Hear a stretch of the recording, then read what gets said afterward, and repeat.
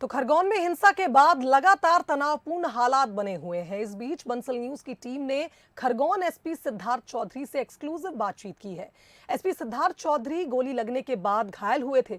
आइए आपको सुनाते हैं एसपी सिद्धार्थ चौधरी की जुबानी खरगोन हिंसा की पूरी कहानी।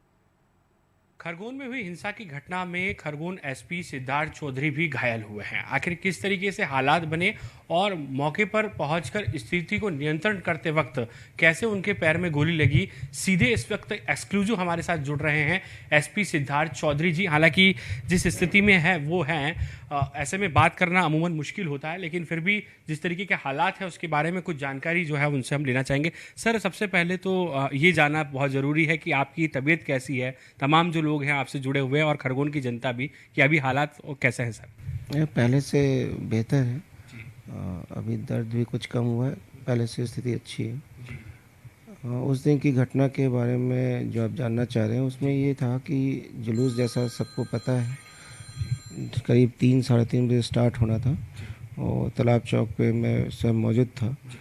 और भीड़ बढ़ती जा रही थी और कई डीजे झांकियाँ लग रही थी और जुलूस प्रारंभ होने का था और हम लोगों ने उसका जुलूस आगे बढ़ा भी दिया था। जी।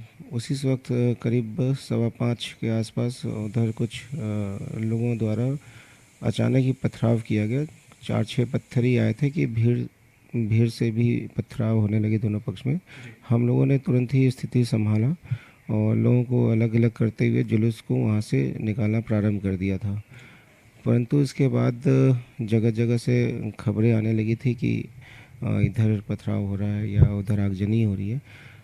जो फोर्स था वो लगातार मौजूद था वहाँ पे और लोगों को तितर बितर कर रहे थे। स्थानों पर पहुँच के हम लोग लोगों को शांत कर रहे थे, पथराव करने वालों पे टीयर गैस के माध्यम से उनको तितर बितर कर रहे थे और स्थिति पे नियंत्रण लगभग पा ही लिया था कि कुछ खबर आई कि संजय नगर की तरफ दोनों पक्ष आमने सामने हैं।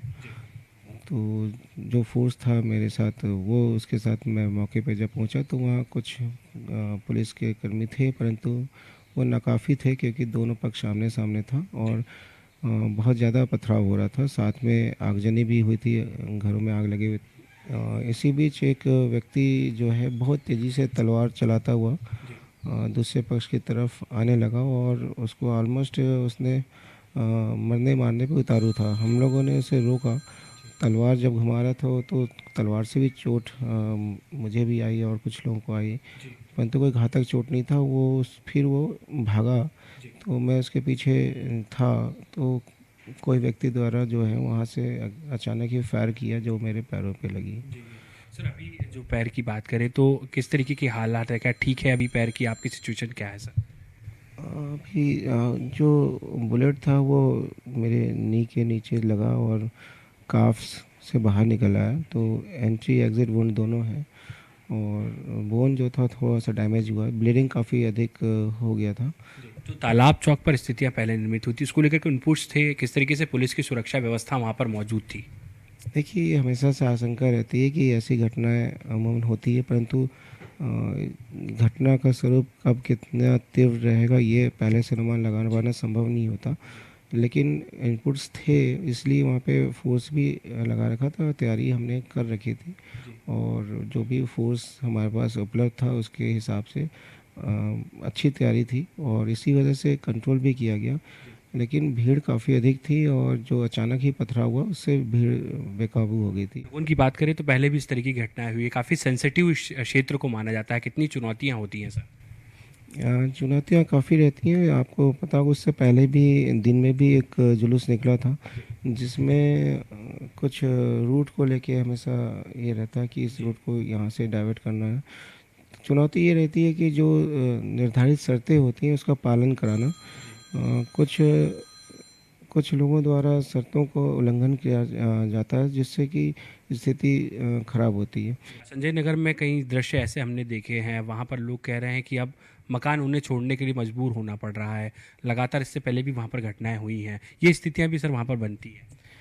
नहीं, अभी तो प्रशासन ने अच्छी कार्रवाई करते हुए काफ़ी लोगों के जो वहाँ पे बदमाश थे उनको जमींदोज भी किया और जो भी इस तरह की शिकायतें हैं निश्चित रूप से पुलिस को उन लोगों को संरक्षण भी दिया जाएगा और बदमाशों के खिलाफ भी उचित कार्रवाई की जाएगी। सर, गृह मंत्री डॉक्टर नरोत्तम मिश्रा जी ने भी आपसे चर्चा की है, हालात को लेकर, आपकी स्थिति को लेकर मनोबल बढ़ाया है उन्होंने। हाँ, मैं शुक्रगुजार हूँ। गृह मंत्री जी ने मुझसे बात की और माननीय मुख्यमंत्री महोदय द्वारा भी बातचीत की गई। सबने हालचाल पूछा है, तो मैं सबका आभार व्यक्त करता हूँ। सर, एक आखिरी सवाल है, खरगोन की आवाम जनता के लिए क्या संदेश रहेगा? हालांकि स्थितियां अभी भी कहीं ना कहीं तनावपूर्ण बनी हुई है। कल भी कई बसों में जो है वो आगजनी की घटना हुई, कई जगह पर तोड़फोड़ और पत्थरबाजी के मामले सामने आए। ऐसे में बतौर एसपी क्या सर अपील करना चाहेंगे?